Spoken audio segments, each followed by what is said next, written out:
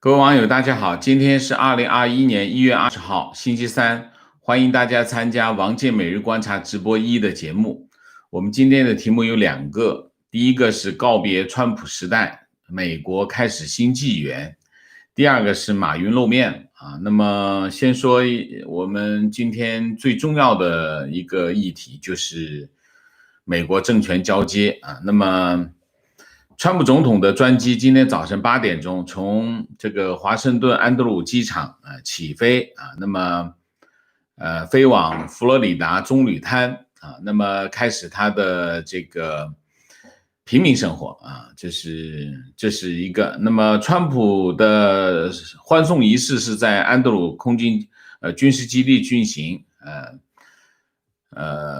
彭斯没有去啊，那么但是呢，他会去这个拜登的就职典礼，那么也可以看到彭斯跟这个川普之间的这个裂痕无法愈合啊。那川普的这个告别演说啊，仍然感谢了这个彭斯和他的家庭啊。在这个川普最后一次登上空军1号的总统专机离开华盛顿之际啊，那后任美国总统拜登和他的太太吉尔拜登就去了一个天主教的教堂，叫圣马窦中途主教堂座堂啊。那么这是离这个白宫不远的一个天主教堂。那么与这个国会参众两院的领袖一起参加早上的弥撒啊。那么川普总统的最后一个行政命令是什么呢？是撤销了他在2017年1月28号签署的13770号行政命令啊。这个行政命令限制政府官员5年之内不得参加游说工作啊，不可以参加这个游说机构的游说工作。这是川普总统抽干沼泽的做法之一啊。那么这是一个，另外一个，川普总统还给这个福奇博士一个总统表彰啊。那么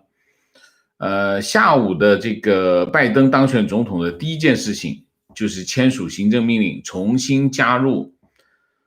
世界卫生组织WHO，那么由这个福奇领导啊，这个人真的让人很意外啊。那么在这个川普签署了另外一个就是川普赦免的一个很长的名单啊，其中包括谁？其中包括拜农啊，这个拜农其实现在面临的一系列诉讼啊，这对拜农很重要啊。那么大概就是一个这样，今天的川普总统离开华盛顿的行程大概是一个这样的行程。那我们看一下啊，川普总统离开华盛顿并不是一切的结束啊，那么还有一些事情还会继续。我们后面再讲讲啊，川普面临的一系列的挑战啊。首先第一个挑战当然是这个弹劾案啊，那么弹劾案会继续进行。从目前的情况来看，现在国会参议院现在就要等什么呢？等这个民主党众议院的民主党团会把这个弹劾案移交给这个参议院进行审议啊。那么这个审议的时间要看这个参议院的举行的这个日程。这里面现在的情况是什么？现在参议院尽量的把这日程挪给谁呢？挪给拜登政府啊。拜登政府的主要官员的任命要在参议院进行听证，那么应该会把这个听证做完，然后再移交这个拜登的这个弹劾案啊。那么现在的情况是这样啊。那么现在最重要的关键点是什么？最重要的关键点就是参议院共和党团的取向啊。现在共和党内部开始出现了分裂啊，一部分是共和党原有的建制派，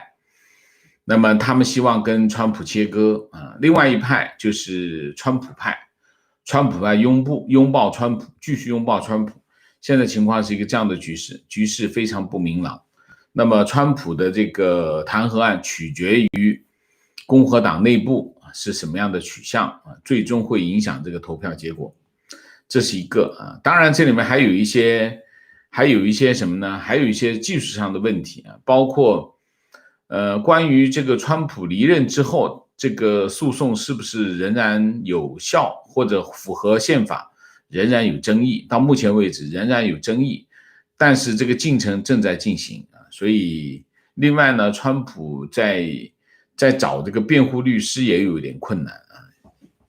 这是一个。另外一个，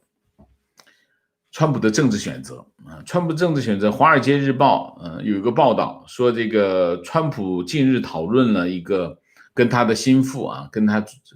身边的人讨论了一个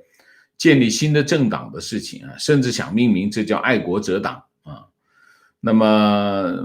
现在主要为什么会有一个这样的议题跑出来？主要是因为参议员多数党领袖这个麦康奈尔，这就是所谓的建制派了麦康奈尔最近对这个川普1月6号国会冲击案的表现非常愤怒所以他们之间出现了非常大的裂痕。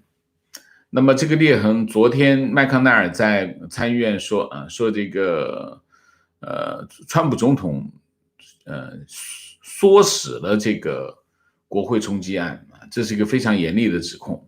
但是麦康奈尔到现在还没决定怎么投这个票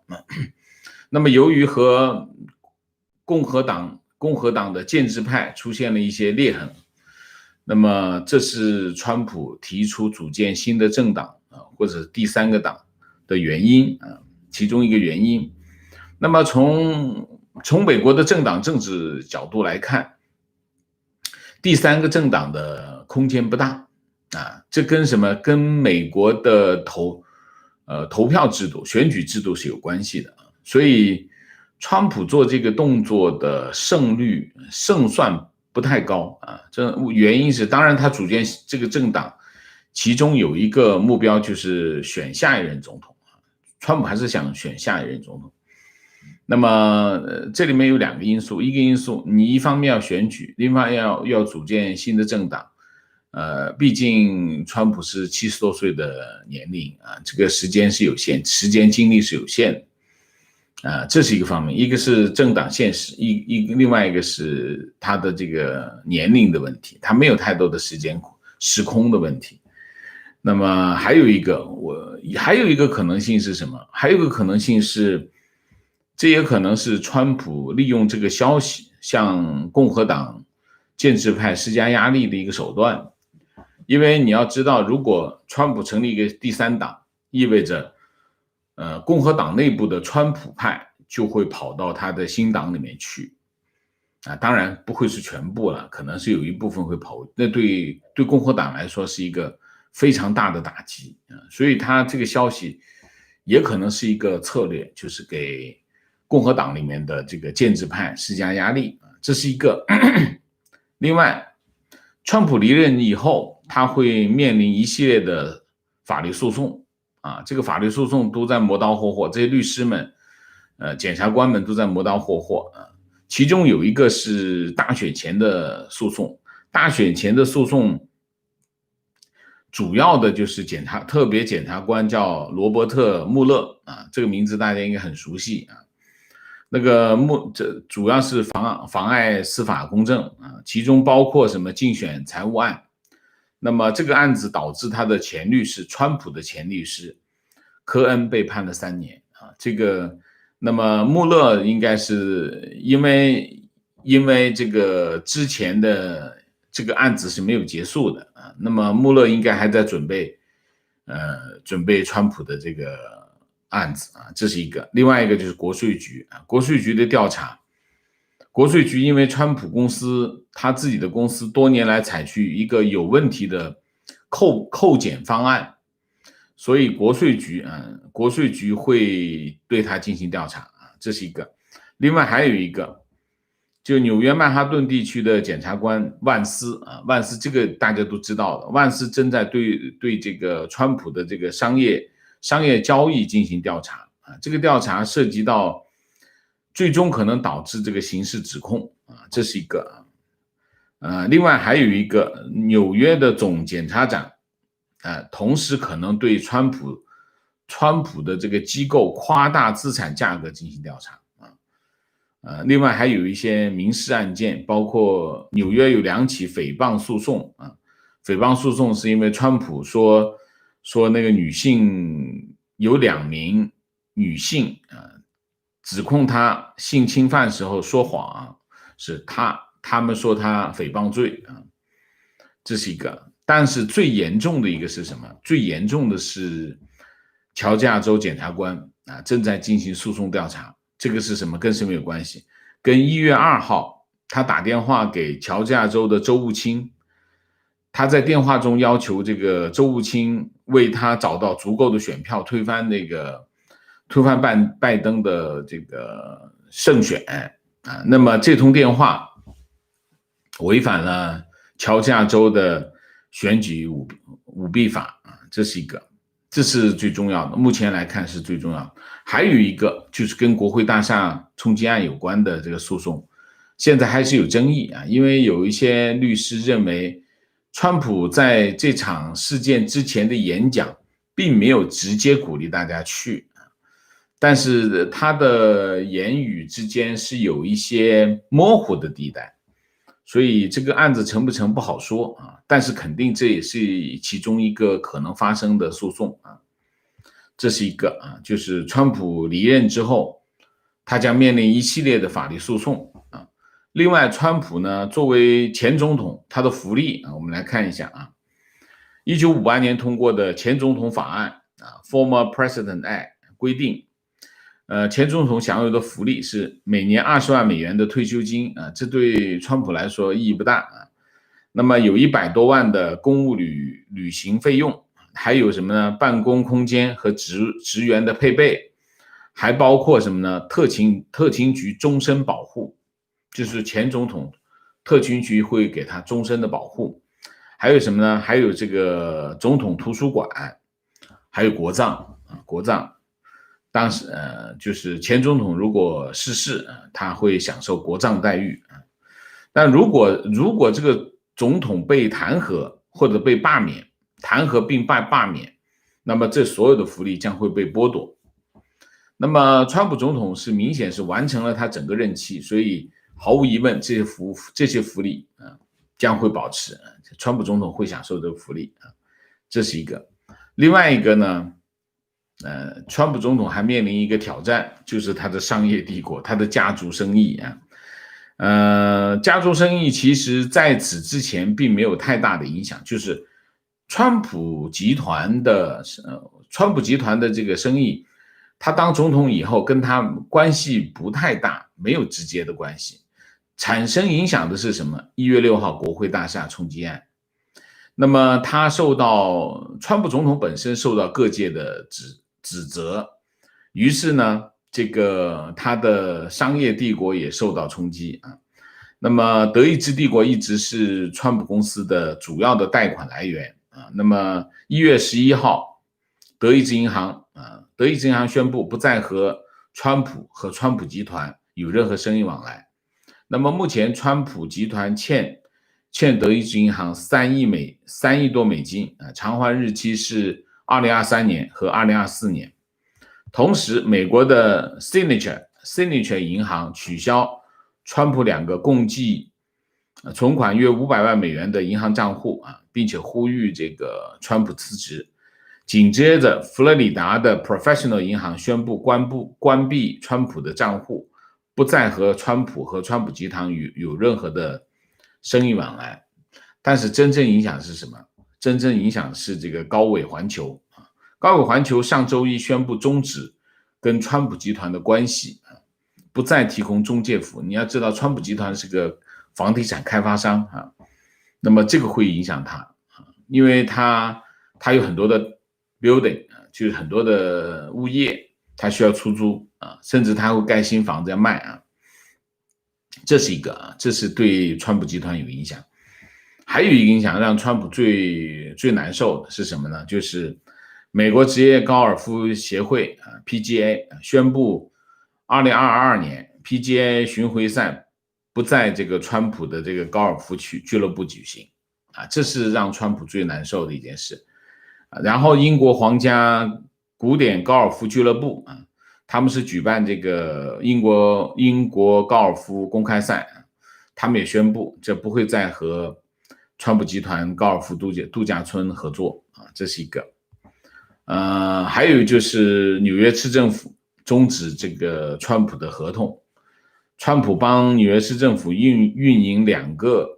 溜冰场一个旋转木马每年川普可以挣1700万纽约市长这个终止合同那么大概是这样那么纽约客分析说川普的大部分业务主要是依赖企业和这个富裕的消费者就是高端消费人群所以川普的这个品牌价值和名声对川普集团来说是非常重要的因素那么国会冲击案有很多的企业和这个有权势的人来说影响非常的大就成为一个叫公关负担这些人如果翻脸那么对川普的打击是很大川普公司的打击很大这大概是这样就是说1月6号的国会冲击案比我们想象来的影响更大另外还有一个消息是说川普总统有意这个自从推特关闭了川普的账号之后川普曾经跟他的身边的人说他有意进军媒体自己搞媒体或者自己搞这个叫什么社交平台从目前的情况因为川普其实在当总统之前他已经是美国非常有名的明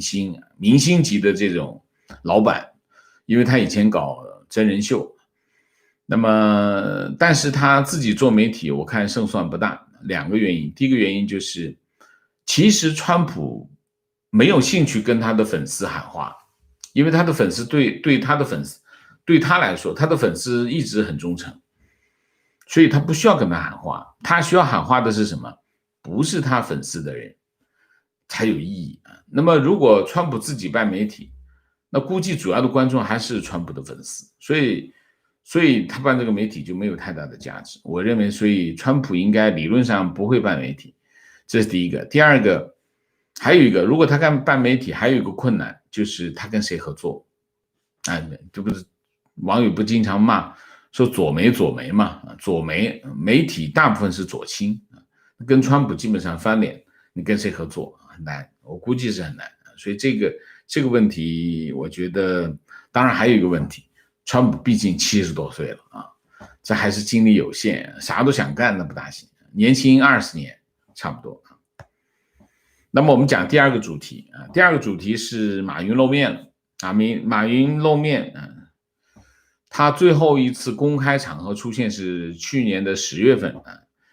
那么1月20号他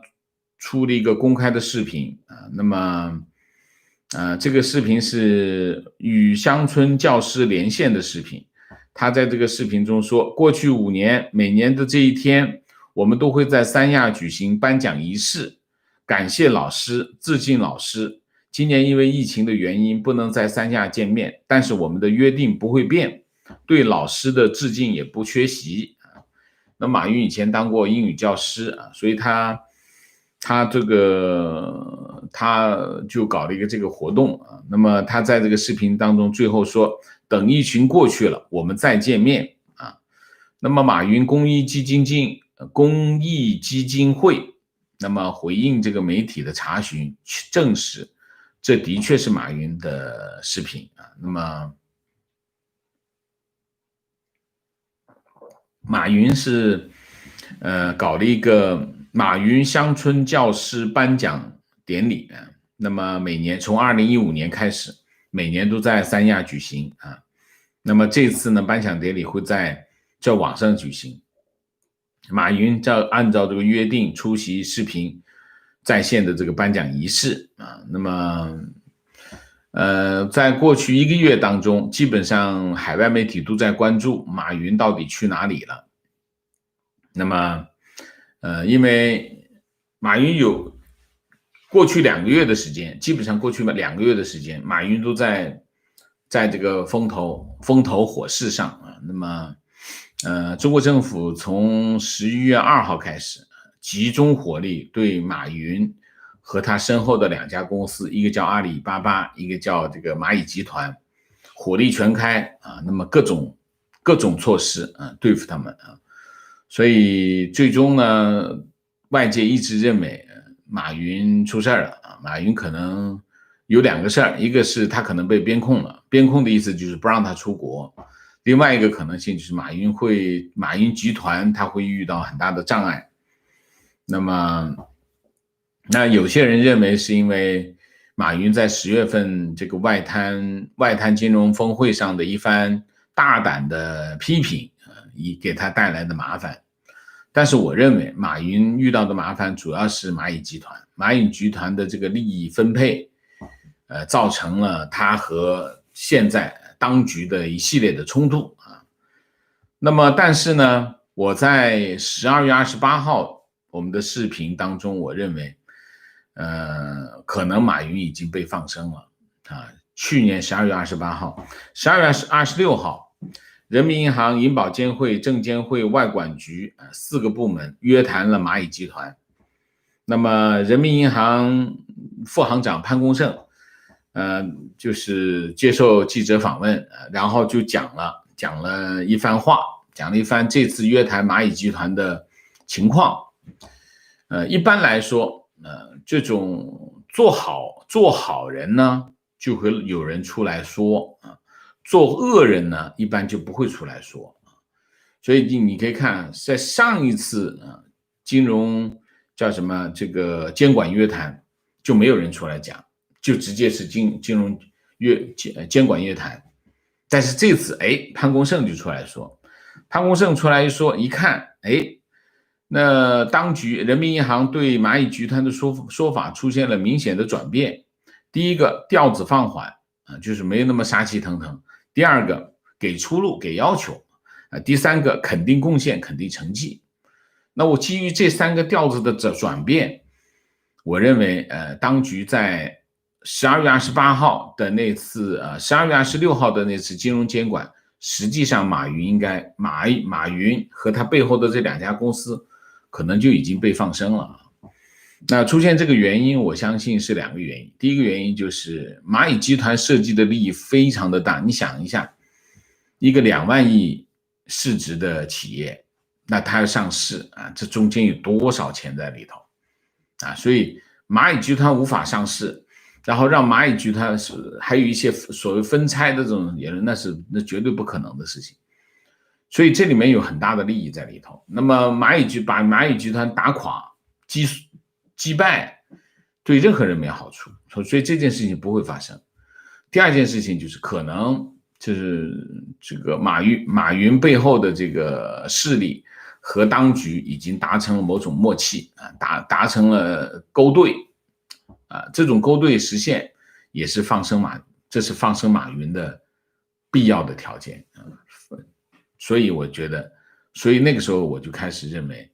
马云可能已经过关了那么这次出来证实什么呢？证实马云是过关了应该这件事情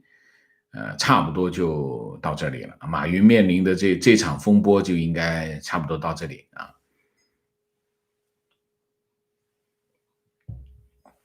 好，我们今天主题就讲到这里，我们下面进入互动进入互动之前例行公事，请大家点赞，请新来的网友订阅，请大家加入我的会员，支持我们做更好的节目。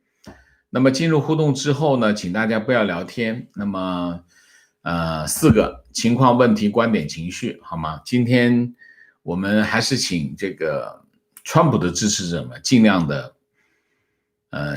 的保持冷静请大家理解，你们支持的不是某一个人，你是支持的是这个国家，你支持是这个国家的最高领导，叫美国总统，我们要支持美国总统所以在这个问题上，我希望大家明白，这是我们的常识之一好，我们进入互动，看看大家有什么高见。那么另外呢，其实我从昨天开始啊，我腰扭伤，所以这2天做节目都是有点困难。我希望我可以尽快的复原，但是如果我没办法复原的话，可能我会中断我的直播啊，因为我腰扭伤以后，我不能久坐啊，大体上需要躺着，这是我的一个旧患复发啊。好，明谢 John Snow， 谢谢 Frankie， 谢谢 Frankie， 谢谢啊。观点，王老师曾经赞赏川普的政治品格，而川普让民众上街时，王老师也说过川普的政治生命结束了。有人嘲讽这是打脸，实际上这才是对事不对人的客观态度。反观很多川粉和大 V， 印证了老师的3句金句：一、实用主义的崇拜偶像，视川普为救星而非美国总统；二、只问立场不问是非，川普啥都对，包括号召民众上街；三、非黑即白，不挺川就等于拜粉。如果做不到，王老师的不撒谎、不盲从、独立思考，翻墙也没有用，因为永远翻不出自己心中的墙。自省、自勉、共勉，向王老师致敬，谢谢。非常有力量的一段话啊。观点有华人认为民主党会和共产党勾兑，所以接受民主党就是5毛，而共和党是反共先锋，这其实经不住推敲。实际上参加韩战打击北韩的是民主党的杜鲁门总统，南斯拉夫使馆和南海撞击案都是民主党的克林顿总统，最早和中共举行首脑谈判的反而是共和党的尼克松总统和基辛格国务卿。我不是说共和党亲共，而是说我们应该摆脱2元话语体系，独立阅读和思考。人的立场和观点是多元的，党派针对的某个国家的立场不应该被简单的2元化。非常正确，非常正确。我们需要更宏观的看待历史，我们也需要摆脱这个如果你不支持我，你就是坏人的这个逻辑啊。观点，作为一名合格的川粉，从大学时期就通过学徒真人秀成为川普的粉丝，我对大选的结果感到很遗憾，同时也通过川普真正了解美国的大选。不舍川普，但冲击国会事件，川普的确做错了。美国的强大在于无论任何人上去都有健全的制度监督，干得好干得不好你就下来。祝福美国，希望拜登能比川普更好，也谢谢王老师，谢谢你的陪伴啊，谢谢，这个说得很在理啊。提问，请问王老师对川普政府的发表的指明新疆事件是种族灭绝这件事情有什么看法？会不会像之前的例子那样，美国赢得欧洲共识，然后一起出兵？大家把政治不能看得那么简单，国与国之间真的不是小孩玩家家，你不高兴我就打你一拳，不是这样的，它需要一个进程啊，是需要一个进程。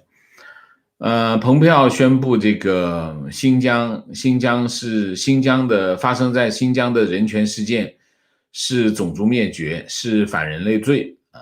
这是个非常重要的政治宣示。我讲的是政治宣示，大家要知道政治宣示具有政治后果，有政治后果，它在一系列政策上都会根据这个政治后果进行调整。尽管川普总统在他的任期内，他应该更早的推出这样的东西，那他在他的政策上就会反映这个政治后果。可惜的是他在离任前才宣布啊，最后一天才宣布。那么这个就要看什么呢？这就要看拜登政府怎么看待这件事情，他会不会拿这个作为一个有力的这个工具来对中共采取制裁措施，这就要看，而且要看这件事情和拜登政府他的事情安排的节奏是不是相吻合。如果相吻合那就有用，如果不吻合的话，他可能会放到旁边，等到时机成熟再来用，都有可能啊。这个不是那么简单的政治操作啊，政治背后的运作，它比我们想象的要复杂的多，而且它有更长的这个进程。我们就不可能说今天宣布一件事情，明天就开始派兵出来了，那是不可能的事情啊。观点关注美国大选以来，发现川粉基本上都是寄希望于川普去灭共寄望美国去灭共。但是无论是美国还是美国总统，更应该做的是维护和缔造二战后更加稳定、公平、自由的国际秩序。因此，美国更应该再次回到国际社会和国际组织，这才是重振美国光荣时刻的重要步骤。这里面有2个问题啊，第一个问题就是拜登的对华政策是对抗性竞争啊，对抗性竞争的是什么意思？就是我一方面要和你对抗啊，对抗是我的方向，就是我们俩之间的关系是对抗的关系。竞争是什么意思？竞争就是我们要比赛，我要比你更强大，我要做得更好、更强大、更有力，我才在对抗中呢，我才能保持优势。这其实是讲的是2件事情。所以杀敌800自损1000这种事情他不能干啊，他要干的是什么？他干的可能是杀敌1000自己不损，他只能干这种事情，所以他要让自己更强大。所以在这件事情上，我觉得大家要明白两国在对抗的过程当中其实是做2件事情。第一件事情是伤害对方啊，就是遏制对方、打击对方，其实就最终就是伤害对方。另外一个是强大自己，强大自己，同时你才有更有力量的去伤害对方。所以在这件事情上，大家要明白，就是说，川普有些政策其实看得过去很痛快啊，很痛快，但是呢，他有些政策会有很多的副作用。那么这些副作用要避免，就是我就说。一个政府在制定政策的时候，它要精细啊。精细是什么意思？精细就是你要衡量清楚，你这个政策，你比如说我要跟你对抗，我这个政策会打击你，同时如果会损害我，我就要考虑一下，我考虑一下怎么样去调整这个政策，让这个政策对自己没有损害，或者损害降到最低。所以呢，你会变得什么呢？变得一个政策出台的时间会比原来更长。独裁者决策非常有效率，我不高兴我就打他，但是他想的没那么周到，为什么？因为他简单粗暴啊。所以在这个问题上，大家要明白。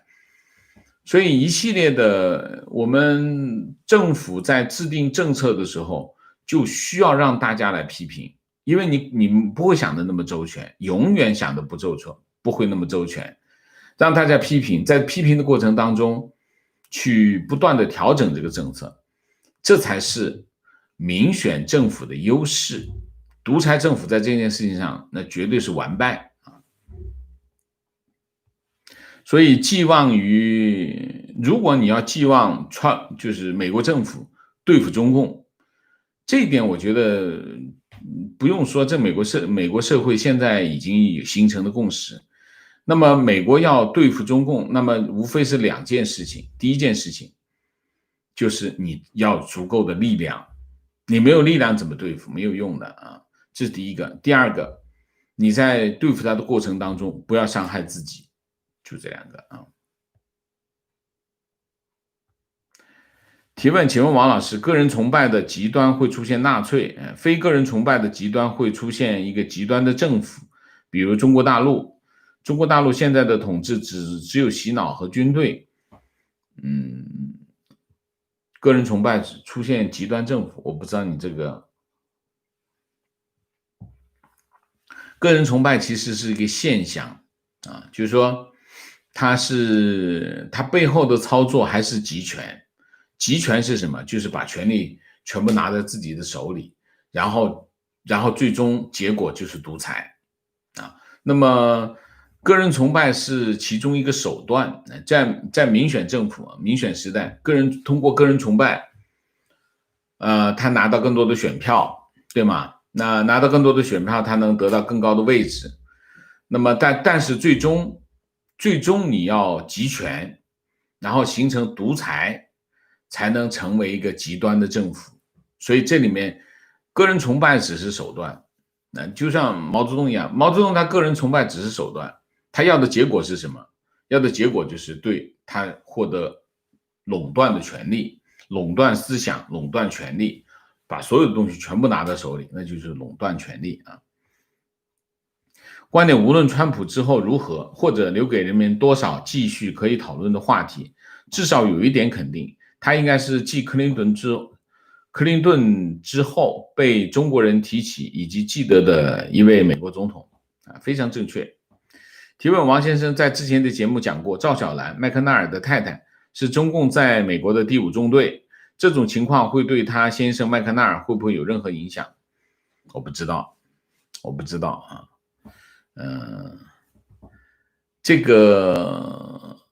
这件事情其实大家可以去查一下，《纽约时报》有非常完整的报道啊，《纽约时报》有非常完整的报道。观点：川普威胁要组建新的政党，只是为了要挟共和党，对其施加压力。拉姆森民调显示，川普的支持者对他的认可度并没有降低。如果川普离开共和党，另起炉灶，那么民主党在未来会所向披靡，战无不胜，应该是这样。1月6号国会冲击案之后，川普的在共和党内部的民调支持度没有下降，仍然有70%以上的支持率啊。观点：川普和拜登的政治玩法截然不同，川普的口无遮拦是导致失败的很大原因，而拜登是以沉默是金作为回应，这就体现了两者政治经验的差距啊。不完全是政治经验，我觉得更多的还是两个。拜登我不了解啊，现在还看不出来，但是肯定川普有一点是有很大的问题的，就是认知啊，他对这个世界的认知是有缺陷啊，特别是对美国以外的世界，他的认知是有很大的缺陷啊。这种认知导致了什么呢？导致了这个他制定美国的全球战略的时候，美国优先才会跑出来。如果他的认知不是那样的话，他可能美国优先的政策就会是另外一个样子。这是一个。另外一个就是川普，我还是讲川普是个富二代啊，他不是一个靠逻辑生活的人，他是靠力量生活的人。他觉得因为他只要就能得到，或者是得不到，他跟他表达的好表达或者跟他说服能力是没有关系的啊。所以他不靠逻辑生活，所以他的整个的执政的过程当中没有系统，就是像一个千岛湖一样，各项政策没有关联。这是表现出来的是，这背后是什么？背后就是行政管理能力，就是他基本上是一个没有行政管理能力的人，所以关键是他是靠直觉去做决定的人。就是他的助手拿着一份东西来问他，你觉得这个怎么样？要不要搞一下？他一看有兴趣，搞，签个字就搞了。在他脑子里没有成系统的东西啊，所以这是最大的问题。我相信美国